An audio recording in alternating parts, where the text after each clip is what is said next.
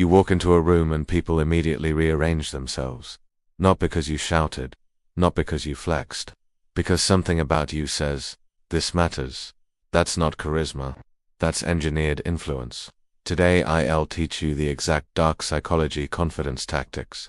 I use step by step, starting from the easiest things you can do this week, and building until you can quiet a room without saying a word. These aren't feel-good platitudes, they're psychological levers. Use them responsibly.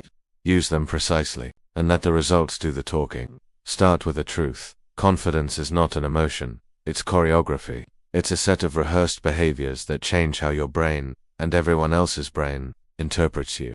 When you control those behaviors, you control the map people use to navigate you. First tactic, negative visualization, the fear antidote. When fear of judgment freezes you, flip the script. Picture the absolute worst case of the situation you're avoiding, not to catastrophize, but to diffuse. Imagine you try, fail publicly, and in 5 years nobody remembers the insult. Or imagine you're on your deathbed and regret never trying. That contrast removes phantom consequences. When you've rehearsed the worst and survived it mentally, the real action seems smaller. Try this before any risk presentation, asking for a raise, asking someone out. If the imagined worst doesn't end your life, it's not worth letting fear decide. Next, the mirror mantra, repeat until true. Stand in front of a mirror. Not for vanity, for wiring. Look yourself in the eye and say 2 lines, short, affirmative, non-negotiable. I move purposefully. I am owed presence, no qualifiers. Do this for 5 minutes a day for 2 weeks. Say it loud, say it rough. Then rehearse a confident persona. Play the CEO, the calm negotiator, the unbothered winner. Embody them until your hands, shoulders, and voice start following the script. The mirror is a cheap hypnotist. The mind begins to believe consistent input. This isn't lying to yourself, it's installing a new operating system. Handshake dominance, tiny move, huge signal. A handshake is a handshake only if you let it be. Walk forward by half a step. Make stable eye contact, grip firm but not crushing, and hold for a beat longer than polite. Release only after the other person shows readiness. That extra beat says, I expect more from you than you gave. It registers unconsciously. Your posture, your timing, your touch. They speak louder than words. Use it in interviews, sales meetings, first dates. It instantly upgrades perceived status. Don't overdo it. Read the room. The art is the balance, assertive, not predatory. Next layer, controlled smiling, weaponized warmth. Smile, but time it. A delayed half smile after the other person speaks suggests you've registered them and judged favorably. It creates a subtle indebtedness. Smile too early and you look eager. Smile too often and you look weak. Instead, use a calibrated smile, one that appears after a pause, on your terms. It's disarming and anchors warmth to your authority, not your neediness. Voice tonality, the frequency of command. If your words carry gravel, they carry weight. Deepen your voice slightly, slow your pace by 10 to 15%, and punctuate with crisp pauses.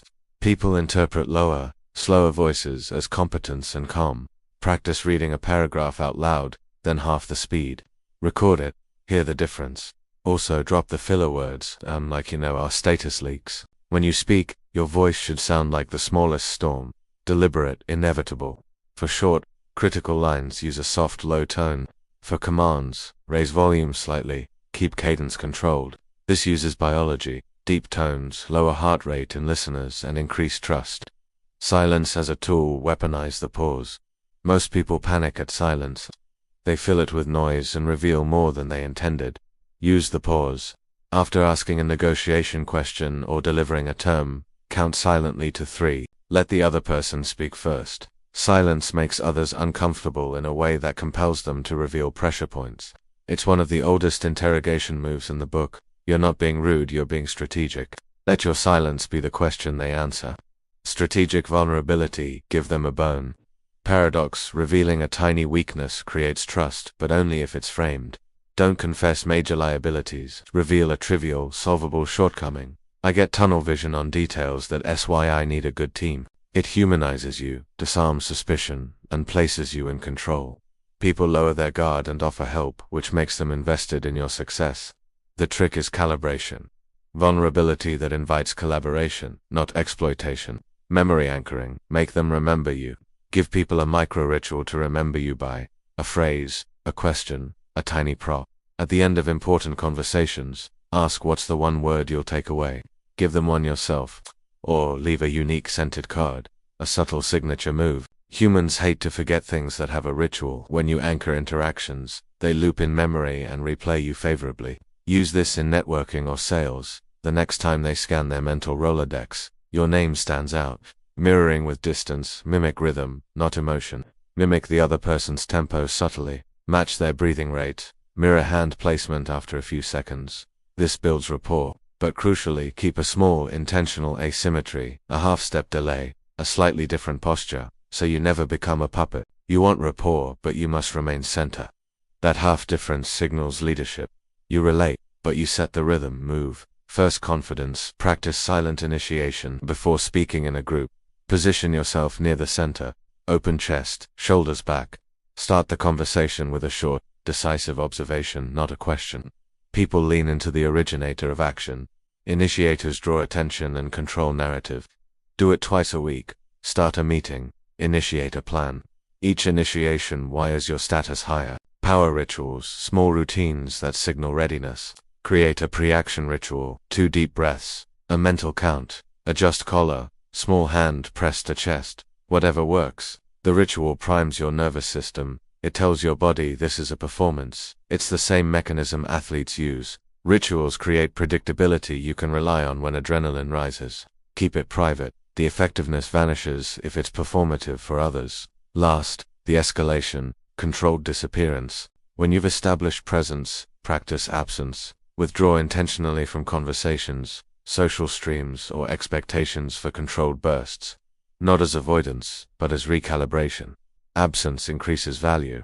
When you reappear, do so with new moves, new projects, better results. The world remembers returns more than constant presence. Be scarce on your terms. A few practical sequences to practice this week. Monday, 5 minutes negative visualization before a small risk, speak up in a meeting. Wednesday, mirror mantra, 7 minutes, rehearse a confident introduction. Friday, handshake, practice and voice recording.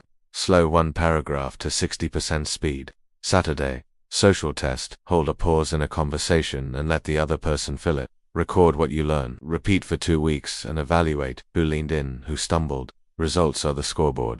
A final moral. Dark psychology isn't about cruelty or coercion. It's about reducing chaos, aligning your inner state with the outward signals that command respect. Manipulation implies deceit. What we're redoing is calibration, choosing deliberate behaviors to make people operate on your map instead of theirs. That's power, that's safety, that's survival. Use these tactics, measure the effects, and evolve. Quietly practice, boldly apply, and when people say you became different, smile a slow, small smile, and remember, you changed on purpose.